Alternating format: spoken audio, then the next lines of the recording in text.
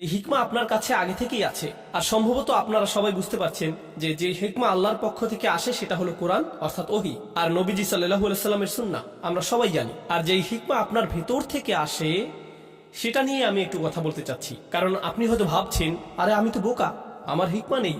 আরেকজন আমার কাছে এসে বলছে, তিনি বলছেন না যে তিনি বোকা, শুধু বললেন কিন্তু কিভাবে হিকমা পাওয়া যায়। কোরআন এটার উত্তর দিচ্ছে এভাবে, শক্তিশালী শারীরিক গঠন কিভাবে পাওয়া যায়, শক্তিশালী পা কিভাবে বানাবেন, শক্তিশালী ব্রেন কিভাবে বানাবেন, শক্ত হাত কিভাবে তৈরি করবেন, আপনার স্ট্যামিনা কিভাবে বাড়াবেন, এই সব কিছু কিভাবে অর্জন করা যায় আপনারাই বলুন। এক্সারসাইজ, সঠিক খাওয়া, অঙ্কে আরো ভালো কিভাবে করবেন, অনুশীলন, খেলাধুলায় আরো ভালো কিভাবে করতে পারবেন, আরো খেলতে হবে, আরো শিখতে হবে, অনুশীলন করতে হবে। কিন্তু মজার কথা হলো আপনার পা কিন্তু আগে থেকেই আছে, শুধু যথেষ্ট শক্ত না এই আর কি, কিন্তু আছে তো। বেশি শক্তিশালী না এই যা, কিন্তু পা আছে। এমন না যে আপনার পা বানিয়ে নিতে হবে আগে, তাই না? আপনাকে শুধু পায়ের ব্যবহার বাড়াতে হবে, দৌড়াতে হবে, যত দৌড়াবেন ততই শক্ত হবে, ততই স্ট্যামিনা বাড়বে। আপনার ফুসফুস তো আগে থেকেই আছে, কিন্তু ধারণ ক্ষমতা যথেষ্ট নেই। ট্রেডমিলে 3 মিনিট দৌড়ানোর পরেই, তাই না? এমন না যে ফুসফুস নেই, আপনার তো আছে, কিন্তু যথেষ্ট ব্যায়াম করেননি বলে কি হয়নি, শক্তিশালী হয়নি। তাহলে কোরআনের যুক্তিটা হবে, আপনার মধ্যে ইতিমধ্যেই কিছু হিকমা আছে, কিন্তু সেটাকে কি করেননি, শক্তিশালী করেননি, সেটাকে সেভাবে ব্যবহার করেননি, অ্যাক্টিভেট করেননি, প্রয়োগ করেননি। আল্লাহ যা দেন সেটার যথাযথ ব্যবহার না করলে দুর্বল হয়ে যায়। আল্লাহ আমাকে চোখ দিয়েছেন, একটি চোখ টেপ মেরে বন্ধ করে রাখি 6 মাস, গ্যারান্টি দিয়ে বলতে পারি সেই চোখটি অন্ধ হয়ে যাবে। ব্যবহার না করলে হারাবেন। যেসব রোগী কোমাতে পড়ে থাকে 6 মাস বা বছর যাবৎ, সুস্থ হবার পর দাঁড়াতে পারে না, কারণ মাসল অ্যাট্রফি হয়ে গেছে, পেশিগুলোর ব্যবহার করা হয়নি। তাই আল্লাহ আমার ভেতরে কিছু একটা দিয়েছেন, ভালো সিদ্ধান্ত নেবার ক্ষমতা দিয়েছেন, আমাকে আগে থেকেই দিয়েছেন, কিন্তু সেটার ব্যবহার আমি করছি না। আর যত কম ব্যবহার করব সেই ক্ষমতা ততই দুর্বল হতে থাকবে। এভাবে চললে একসময় নিজেকে বলে বসবো, আমার তো সেই সক্ষমতাই নেই, আমি তো এটা করতেই পারি না। আর ইদানিংকালের সবচেয়ে ভয়ানক বেদনাদায়ক উদাহরণ যা আমি দেখি তা হলো তরুণ যুবকেরা আমার কাছে এসে বলছে, উস্তাদ কিছু একটা বলে আমাকে অনুপ্রাণিত করুন। 3 ঘন্টা লেকচার দিলাম, এরপর একজন এসে বলছে, উস্তাদ আমাকে মোটিভেট করে কিছু বলুন না দয়া করে। এতক্ষণ তাহলে আমি কি করছিলাম? পাকোড়া বানাচ্ছিলাম? এগুলো কি কি করছিলাম আমি তাহলে? কিন্তু এরপর নিজে নিজেকে প্রশ্ন করলাম, যখন ওরা বলে যে আমাদের মোটিভেট করুন বা আমার মোটিভেশন দরকার, প্লিজ কিছু বলে আমাদেরকে অনুপ্রাণিত করুন, এরপর দেখুন এই যে এখন তো ইসলামিক, মানে ইদানিংকালে মানুষ কিভাবে ইসলামকে গ্রহণ করছে, কিভাবে আমরা ইসলাম শিখছি 30 সেকেন্ডে টিকটক মোটিভেশন দেখে, তাই না? বলুন আসলেই কিনা? মুফতি মেঘ কিছু একটা বলবেন বা আমি কিছু বলবো বা আরেকজন কিছু একটা বললো আর আপনি মোটিভেটেড হয়ে গেলাম, এমনটাই না? এরপর আবার ডিমোটিভেটেড হয়ে যায়, আমার আবার মোটিভেশন লাগবে। জানেন জানেন এসব কি? এই সবই আসলে হিকমতের স্বল্পতা। কেন বলছি এটা হিকমত স্বল্পতা? এর অর্থ হলো আমার নিজের ভেতরেই কোনো প্রকারের অনুপ্রেরণা নেই, যেন আমার ভেতর দৃঢ় ইচ্ছাশক্তির সক্ষমতাই নেই। অন্য কাউকে সেই ইচ্ছাশক্তি দিয়ে আমাকে ধাক্কাতে হবে। অন্য কেউ এমন না করলে আমি নিজে আগাতে অক্ষম। আমার অন্য কারো অনুপ্রেরণা দরকার, অন্য কারো আমাকে ধাক্কানো দরকার। আমি নিজে নিজে ভাবলাম যে আল্লাহ যখন কোরআনে আসহাবুল কাহাফদের কথা বলেন, গুহার ভেতরকার সেই যুবকদের কথা বলেন, তাদের অনুপ্রেরণা কে ছিল? কে অনুপ্রেরণা দিয়েছিল? কি বলেছিল সে? আরে আজকে আমার সেই খারাপ লাগছে, কেউ ভালো কাউকে চেনো? দাঁড়াও পাহাড়ে উঠতে উঠতে দেখি টিকটকে কোনো মোটিভেশনাল ভিডিও পাই কিনা। পাহাড় বেশি উচ্চ তো এই জন্য। তাদেরকে কি মোটিভেট করেছিল? তাদের ভেতরেই শক্তিশালী এমন কিছু ছিল যা দিয়ে পুরো সমাজকে তারা চ্যালেঞ্জ করেছিল, সেই তরুণ বয়সেই, তাই না? বলুন। এমন না যে আসমান থেকে কিছু একটা নেমে এসেছিল বা তারা নবী হয়ে গিয়েছিলেন। তারা তো শুধু সাধারণ কিছু তরুণ ছিলেন, একদম সাধারণ যুবক, কিন্তু তারা মোটিভেটেড ছিলেন। মোট কথা আমি যা বলতে চাচ্ছি তা হলো, কোরআনে শক্তিশালী যে কথা বলা হচ্ছে তা হলো মৌলিক হিকমা, মৌলিক জ্ঞান, মৌলিক ভদ্রতা, সঠিক কাজ করার ক্ষমতা। এই সবই আপনার মধ্যেই আছে, আগে থেকেই আছে। আরেকটা জিনিস বলবো আপনাদেরকে, কিছুদিন আগেই বলেছিলাম আরেকবার, ইদানিং আমি বেশ ফিল্টার্ড হয়ে গেছি, মানে আগের মতো আর ভদ্র নেই আমি, এটা কাজেই লাগছে বেশি। এমন না যে আমি অভদ্র, মানে সরাসরি বলি আর কি। তো একজন তরুণী এলেন আমার কাছে, তখন জার্মানিতে ছিলাম। তো প্রোগ্রামের পর তিনি এসে বললেন, উস্তাদ, আমরা কেন নারী নেতৃত্ব নিয়ে কথা বলি না? নারীদের নেতৃত্বে থাকা উচিত, তাদেরও নেতৃত্বের অধিকার আছে, আমরা কেন এটা নিয়ে আলোচনা করি না? আমি তাকে বললাম, তুমি আমার মেয়ের বয়সী, তাই আমি তোমার সাথে আমার মেয়ের মতো করেই কথা বলবো, ঠিক আছে? সে বলল, হ্যাঁ ঠিক আছে। তখন আমি বললাম, তুমি নিশ্চিত তো কোনো সমস্যা নেই? আমি কিন্তু নিজের মেয়েকে যেভাবে বলি সেভাবে বলবো। সে বলল, হ্যাঁ বলুন। তো আমি বললাম, আচ্ছা, আমি পুরো পৃথিবীতে এমন মহিলাদের চিনি যারা নিজেরা নেতৃত্বে আছেন। আমি $multi-million কোম্পানি চালাই এমন মহিলাদেরও চিনি। 10,000 কর্মচারী আছে এমন মহিলাকেও চিনি। এমন মহিলাকেও চিনি যিনি বিশ্বজুড়ে শত হাজার মানুষের খাবারের ব্যবস্থা করেন। হাসপাতাল চালান এমন মহিলা চিনি। সরকারে আছেন এমন মহিলাদেরও চিনি। বিশ্বে এমন এমন মহিলাদের আমি চিনি। আর জানো তাদের সবার মধ্যে কমন বিষয়টি কি? তারা কখনোই নেতৃত্ব নিয়ে কথা বলেন না, শুধু কাজ করে যান। তো এখন এই উপদেশ সমস্ত পুরুষ মহিলাদের প্রতি, আপনি কিছু বলতে চান নাকি কিছু করতে চান? যত বেশি বলেন আপনাদের জন্য নেতৃত্ব কত গুরুত্বপূর্ণ সেটা নিয়ে যদি শুধু কথা বলে যেতে থাকেন, তবে 10 বছর পরও এটা নিয়ে কথাই বলতে থাকবেন, যতক্ষণ না পর্যন্ত আপনি খুঁজে বের করে নিচ্ছেন যে কিসের নেতৃত্ব দিতে চান। অন্য কেউ এসে দরজা মেরে ধরবে আর আপনি হেঁটে চলে যাবেন, এমনটা ভাবলে হবে না। আপনার সামনে যদি পাহাড় থাকে, কোনো রাস্তা না থাকে, বেয়ে ওঠা শিখে নিন।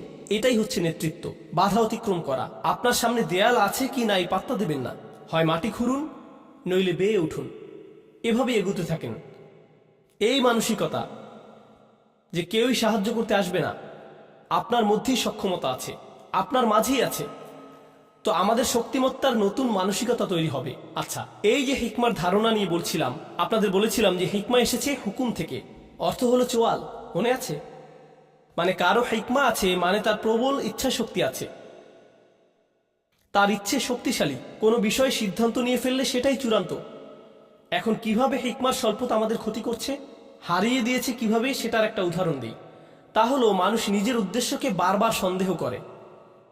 উস্তাদ, আমি নামাজ পড়ি, কিন্তু আসলে আল্লাহর জন্য নামাজ পড়ি কিনা সন্দেহ হচ্ছে।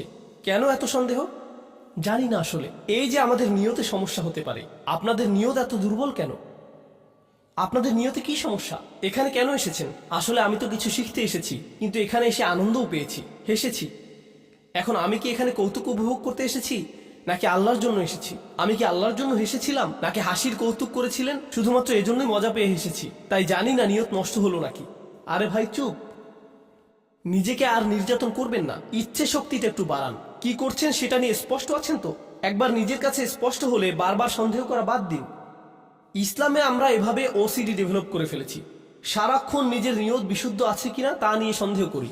তাছাড়া শুনে রাখুন, নিয়ত বিশুদ্ধ না হলে সেটা আপনি টের পাবেন, খুব ভালো করেই টের পাবেন। বারবার নিজেকে প্রশ্ন করতে হবে না, নিয়ত ঠিক আছে তো? এমন করা লাগবে না আপনার, নিজেই বুঝে যাবেন। বুঝতে পারবেন কোনো একটা সমস্যা হয়েছে। আপনি বুঝবেন যে মূল্যহীন জিনিসের পেছনে ছুটছেন, অন্যের বাহবা খুঁজছেন, মানুষের অ্যাটেনশন খুঁজে বেড়াচ্ছেন, মর্যাদার পেছনে ঘুরছেন। আপনি বুঝতে পারবেন, নিজে নিজেই বুঝবেন। তো যাই হোক, আজকের আলোচনা শেষ করি। তো আমরা দুজন মানুষ নিয়ে কথা বলবো, একজন হলেন নবী আর একজন নবী নন, কিন্তু দুজনের মধ্যে একটা জিনিস মিল আছে, আপনাদেরকে সেটা দেখাবো। কারণ এখন হতে আমরা শুধু তাত্ত্বিক হিকমার কথা বলবো না, বরং কোরআনের কোথায় কোথায় হিকমার কথা আছে সেগুলো দেখব। তো সর্বপ্রথম আমরা দেখব দাউদ আলাইহিস সালামের ঘটনাতে। কোরআনের এখানে আপনারা পাবেন, আপনাদের অনেকের ফোনেই কোরআন অ্যাপ আছে, সেখানে খুলে দেখতে পারেন ইনশাআল্লাহ। আমিও খুলছি, এখান থেকেই আপনাদের সাথে পড়ছি, ঠিক আছে? তো এটা হলো সূরা নাম্বার 38 সদ, আয়াত নাম্বার 17। আচ্ছা, উসবির আলা মা ইয়াকুলুন আযকুর আবদানা দাউদ যাল আইদ ইন্নাহু আওয়াব। এখানে বলছে ধৈর্য ধরুন। নবীকে বলা হচ্ছে যে তারা যা কিছুই বলে সেগুলোর উপর ধৈর্য ধরুন, আর আমার বান্দা দাউদের কথা স্মরণ করুন। তার ছিল ক্ষমতা, তার প্রচন্ড ক্ষমতা ছিল, বারবার আল্লাহর কাছে ফিরে আসতো। ইন্নাহু আওয়াব। ইন্না সাখখারনাল জিবালা মাআহু, আমি তার জন্য পাহাড় পর্বত সমূহকে বশীভূত করেছিলাম। ইউসাব্বিহনা বিল আশিয়ি ওয়াল ইশরাক, তারা আল্লাহর গুণগান করত, মানে পর্বতরাও তার সাথে রাত আর দিনের বেলা আল্লাহর প্রশংসা করত। অত্তয়রা মাহশুরত, আর পাখিরাও তার চারপাশে ভিড় জমাতো। কুল্লুল্লাহু আওয়াব, তারা বারবার তার কাছে ফিরে আসতো। ওয়াশাদাদনা মুলকাহু, এই জায়গাটাতে আমাদের আলোচনার বিষয়বস্তু। আর আমি তাকে দিয়েছিলাম, তার রাজত্ব শক্তিশালী করেছিলাম। ও আতাইনাহুল হিকমা, আর তাকে দিয়েছিলাম হিকমত। যেহেতু আমাদের আলোচনাটাই হলো হিকমতের, তাই না? আল্লাহ বলছেন আমি তাকে শক্তিশালী করেছিলাম, তার রাজত্বকে, আর তাকে দিয়েছিলাম হিকমাহ অফাসলাল খিতাব, আর তাকে দিয়েছিলাম সিদ্ধান্তমূলক বক্তব্য, শক্তিশালী বাগ্মিতা। আচ্ছা, এখন যখন আল্লাহ বললেন যে তিনি তাকে হিকমা দিয়েছেন, তাই তিনি এখন তার ব্যাপারে একটা ঘটনা জানাবেন। পুরো ঘটনার বিস্তারিত আলোচনায় যাব না, সংক্ষেপে শুধু বলবো দাউদ আলাইহিস সালাম তার কক্ষে ছিলেন। আল্লাহ বলেন, ওয়াহাল আতাকা নাবাউল খসম, আপনার কাছে বিবাদকারী লোকদের খবর এসেছে কি? ইজ তাসাওয়ারুল মিহরাব। দাউদ আলাইহিস সালাম ছিলেন রাজা, আর রাজারা তো থাকে রাজপ্রাসাদে, আর রাজার কক্ষ সাধারণত প্রাসাদের একদম উঁচুতে থাকে, নিরাপদ স্থানে। তো যেখানে নামাজ পড়ে, তো তিনি তার কক্ষে ইবাদত করছিলেন। মিহরাব হলো ঘরের সেই কোণার অংশ যেটা একটু আড়াল, যেখানে নামাজ পড়ে। তিনি ইবাদত শেষে পেছনে ফিরেই দেখলেন তার ঘরে কয়েকজন মানুষ। চিন্তা করুন তো, তার নিজের শোবার ঘরে, একদম ভেতরের ঘরে ঢুকে গেছে তারা। তাহলে কল্পনা করতে পারেন, এই যে আমাদের আমেরিকায় হোয়াইট হাউস আছে, তাই না? আর এই হোয়াইট হাউসে তো নিরাপত্তার অতিরিক্ত অনেকগুলো স্তর আছে। ছাদের উপর স্নাইপার আছে, সিকিউরিটি গার্ড আছে, কুকুর আছে, এই সমস্ত কিছুই আছে ওখানে, তাই না? আর একদম ভেতরে আছে প্রেসিডেন্টের বাসভবন। তো প্রেসিডেন্ট ধরুন বাথরুম থেকে বের হয়ে দেখলেন সেখানে 6 জন বসে আছে। প্রেসিডেন্ট সাহেব, আমাদের একটা প্রশ্ন আছে, মানে কেউ যদি নিরাপত্তার এতগুলো স্তর পেরিয়ে আসে, তবে এটার মানে কি হবে? হত্যা করতে এসেছে, তাই না? মানে তো এটাই। কিভাবে তারা এতগুলো নিরাপত্তা স্তর পেরিয়ে একদম বেডরুমে এসে উপস্থিত হয়, বুঝতেই পারছেন। তো তিনি ফিরে দেখলেন এতগুলো মানুষ। ইয দাখালু আলা দাউদ, তারা মিহরাবে দাউদের কাছে এলো। ফাফাজি আমিনহুম, তিনি তাদের দেখে ভয় পেয়েছিলেন, হতবাক হয়ে গিয়েছিলেন, কি হচ্ছে এখানে, তাই না? তাছাড়া দেখুন, দাউদ আলাইহিস সালাম কিন্তু শুধু রাজাই ছিলেন না, তিনি সামরিক নেতাও ছিলেন। আর সামরিক নেতাদের কিন্তু শত্রু থাকে, আর তাই তারা যদি তাদের ব্যক্তিগত স্থানে কাউকে দেখতে পায়, তবে বুঝে ফেলে যে এখানে হত্যার চেষ্টা হবে। তো তারা বলল, লা তাখাফ খসমানা বাগা বাদুনা আলা বাদ, আরে না না না, ভয় পাবেন না, আমাদের শুধু একটি সমস্যা হয়েছে, আমরা তো শুধু আপনার পরামর্শ চাই। কোরআনের ঘটনাগুলো ভালোভাবে বোঝার জন্য আমি যা করি তা হলো নিজেকে সেই অবস্থায় কল্পনা করি। এজন্য আমি কল্পনা করলাম যে এই যে এখানের প্রোগ্রাম শেষ করে আমার হোটেলে ফিরে গেলাম, আমার হোটেল রুমের বাথরুমে গিয়ে ফ্রেশ হয়ে নিলাম, এরপর বের হয়ে দেখি সেখানে আপনাদের 8 জন বসে আছেন আমার বিছানায়। উস্তাদ, তখন আপনার সাথে কথা বলার সুযোগ পাইনি। আমার একজন কাজিন এই হোটেলে কাজ করে, তাই একটি প্রশ্ন আছে। আপনি এক ভিডিওতে বলেছিলেন, আরে আমি তো ওখানে ভয়ে ভূত হয়ে যাব।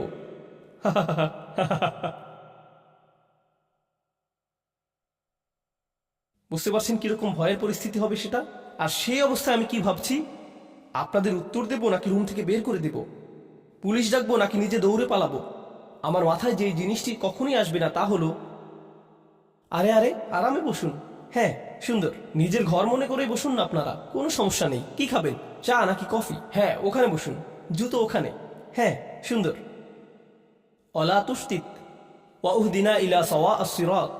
তো তারা বলল, আপনি কি আমাদের মধ্যে বিচার করে দেবেন? ভুল উত্তর দেবেন না কিন্তু, এমনটাই তারা বলল। লা তুস্তিত, আজে বাজে উত্তর দেবেন না। এরপর বলল, আমাদের সঠিক পথ দেখান। ইনি হলো আমার ভাই, তার 99টি ভেড়া আছে, আমার আছে একটি। ফাকালাত ফিলনিহা, আর সে বলছে তোমার ভেড়াটিও আমাকে দিয়ে দাও। ও আজ্জানি ফিল খিতাব, আর সে আমার সাথে চিৎকার চেঁচামেচি করে, ভয় দেখায়, ধমকিয়ে কথা বলে। আজ্জা মানে কারো উপরে ক্ষমতা থাকা, মানে সে নিজের ক্ষমতা প্রয়োগ করে। 99টি ভেড়া মানে সে বেশি ধনী, মানে তার বেশি চাকর বাকর আছে, প্রভাব প্রতিপত্তি আছে। সেই প্রভাব খাটিয়ে সে আমার সাথে বাজে ব্যবহার করে, বলে তোমার ভেড়া দিয়ে দাও। আরে দাও না, কি করবে তুমি ওটা দিয়ে? ভেড়ার ব্যবসা করতে জানলে তোমার শুধু একটি থাকতো না, বুঝতে পারছো?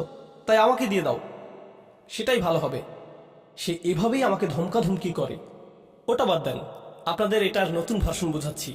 কারণ কিছুদিন আগে আমি পাকিস্তান থেকে এসেছি, সেখানে এমন দেখেছি কিছু মানুষ আছে যে বড় বড় হাউজিং কমপ্লেক্স তৈরি করে, তাই না? হাউজিং কমিউনিটি, অ্যাপার্টমেন্ট কমপ্লেক্স ইত্যাদি, মানে ডিএইচএ, ডিওএইচএস এরকম আর কি। তারা দেখা যায় 5000 বাড়ি বানাবে।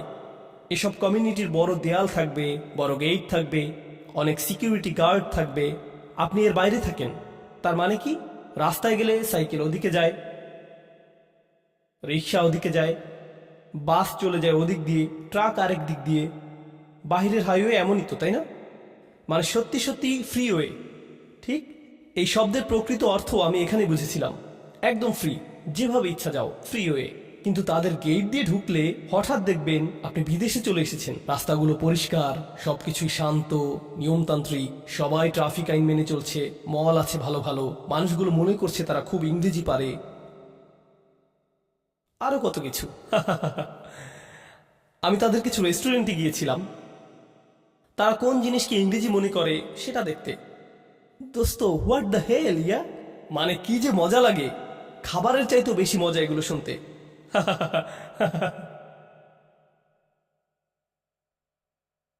আচ্ছা, তো কোরআনে ফিরে যাই। তো তারা যা করে তা হলো এসব হাউজিং সোসাইটি বানায়, কিন্তু তার মধ্যখানে একজন থাকে খুবই পুরনো জীর্ণ শীর্ণ একটা বাসা নিয়ে। সে এটা বিক্রি করবেই না, তার জমি বিক্রি করার কোনো ইচ্ছেই নেই। তারা তখন কি করে জানেন? তার আশেপাশে সমস্ত জায়গায় বিল্ডিং তুলে দেয়, এমনকি ঘর থেকেও বেরোতে পারে না, কোনো রাস্তা নেই, কিছুই না, ঢুকতেও পারে না। তার একটাই পথ থাকে, বিক্রি করে দেয়া। কারণ তারা ওখানে পুরো জায়গা নিয়ে একটি শপিং মল বানাবে। মানে কিছু মানুষ থাকে খুবই ক্ষমতাধর, অনেক টাকা তাদের, আবার কেউ কেউ থাকে তাদের কিছু সম্পদ আছে তবে কোনো ক্ষমতা নেই। একজনের ৯৯টা আছে আর অন্যজনের কি একটি। যার ৯৯টা আছে সে একজনওয়ালার উপর খবরদারি করে। সেটা পাকিস্তানে হয়, আমেরিকাতেও হবে, অস্ট্রেলিয়াতে হয়, বাংলাদেশে, জার্মানিতে হয়, পুরো পৃথিবীতেই এমন হয়, ঠিক না? কখনো সরকারও জনগণের সাথে এমন করে, তাই না? বিজনেস পার্টনার অন্য বিজনেস পার্টনারের সাথে করে, বড় ব্যবসা প্রতিষ্ঠানগুলো ছোট প্রতিষ্ঠানের সাথে করে, সব সময়ই হয়। এখন দাউদ আলাইহিস সালামের কথাগুলো শুনুন, এরপর আসলে আমি কথায় আসছি। এখন দাউদ আলাইহিস সালামের কথাগুলো শুনুন, এরপর আসল কথায় আসছি। দাউদ আলাইহিস সালাম বলছেন, আমি শুধুমাত্র আমাদের আলোচনার সাথে সম্পর্কিত অংশটি বলছি। ওয়া ইন্না কাসীরাম মিনাল খুলাতা লা ইয়াবগি বা'দুহুম আলা বা'দ। মূলত ব্যবসায়ী সম্পর্কে জড়িত আছে এমন বহু সংখ্যক মানুষ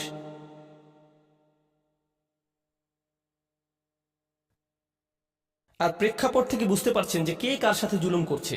যার কাছে বেশি আছে সেই দেখা যায় তুলনামূলক দরিদ্রের সাথে জুলুম করে, ঠিক কিনা? আর যার ক্ষমতা আছে সে অন্যদের ভয় দেখায়। এটা সবখানেই হয়। খুলাতা এর মূল অর্থ হলো যেসব মানুষের জীবন একে অন্যের সাথে জড়িত। যেমন ধরুন পরিবার, তাই না? তো ধরুন কোনো এক পরিবারে একজন পিতা আর ৬ জন পুত্র আছে, ঠিক আছে?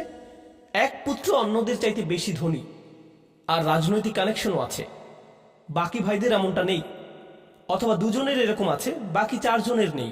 এখন উত্তরাধিকার সম্পদ গ্রহণের সময় আসলে বুঝতেই পারছেন কারা কারা তাদের অংশ সঠিকভাবে পাবে না, তাই না? কারণ যাদের ক্ষমতা আছে তারা যাদের ক্ষমতা নেই তাদের সরিয়ে দেবে, কিংবা তাদের হয়তো কিছুই দেবে না, ঠিক কিনা? তো এই ধরনের জিনিস তো ঘটেই।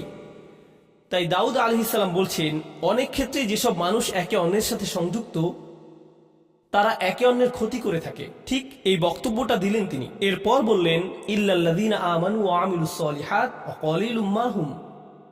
তবে যারা ঈমান আনে আর ভালো আমল করে তারা ছাড়া, আর তারা সংখ্যায় কতই না কম। অর্থাৎ যারা আসলে ঈমানদার আর ভালো কাজ করে তাদের একটি চিহ্ন হলো যে তারা ব্যবসায়িক চুক্তি নষ্ট করে না। তিনি বললেন, কত কম তারা। দাউদের এই যে কথাটি চিন্তা করে দেখুন, আল্লাহ ব্যাখ্যা করে বলছেন হিকমা জিনিসটা কি। আল্লাহ শুধু বললেন, আল্লাহ দাউদকে কি দিয়েছেন? হিকমা। এখন লোকেরা তার কাছে এসে বলল, এই হলো আমাদের মামলা, আর তিনি বিচার করার আগে বললেন, আচ্ছা শুনুন, এরকম প্রচুর হয়। কিন্তু এটা যে প্রচুর হয় এই ধারণাটি দাউদ কোত্থেকে পেলেন? তিনি কি ওহী থেকে পেয়েছেন? কি মনে হয়? নাকি প্রচুর প্রচুর মামলা ঝামেলা থেকে অভিজ্ঞতা অর্জন করেছেন? তিনি প্রচুর সংখ্যক সমস্যা নিয়ে ডিল করেছেন। তিনি তো শাসক, বনি ইসরায়েলের সর্দার, তাদের নিয়েই তো তিনি থাকেন সারাক্ষণ। বহু বহু নজির দেখেন তিনি। আপনারা জানেন, আমার জীবনের সবচেয়ে গভীর আর সূক্ষ্ম আলোচনা হয়েছে মিলিটারি জেনারেল, বিচারক আর আইনজীবীদের সাথেই। এসব লোক থেকে আপনি অনেক শিখতে পারবেন। যেমন তাদের জিজ্ঞেস করলাম, তো আপনি এই বেঞ্চে ৫০ বছর যাবৎ কাজ করে কি শিখেছেন? তারা বলেন, মাত্র ৩০ মিনিটের আলোচনায় তা আপনি শিখতে পারবেন না। আমি বললাম, শুরু তো সবখানেই থাকে, আগে শুরু তো করি, কিছু একটা অন্তত বলুন।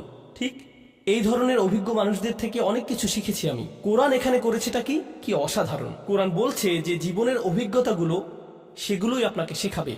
কি শেখাবে? প্রজ্ঞা। আর আল্লাহ যখন বললেন যে তিনি দাউদ আলাইহিস সালামকে হিকমা দিয়েছেন, এটাই তিনি বলেছেন, তাই না? আল্লাহ মূলত বলছেন যে তিনি দাউদ আলাইহিস সালামকে জীবনের বাস্তব অভিজ্ঞতা দিয়েছেন, যেগুলো তিনি শিখেছেন মানুষ কিভাবে চলে, সমাজ কিভাবে কাজ করে, এই প্রজ্ঞারই অংশ থেকে তিনি এই মামলা বুঝে নিচ্ছেন, মানুষের আচরণ বুঝছেন। বুঝতে পারছেন আমি কি বলছি? হিকমার পক্ষে অসাধারণ একটা উদাহরণ কিন্তু এটা।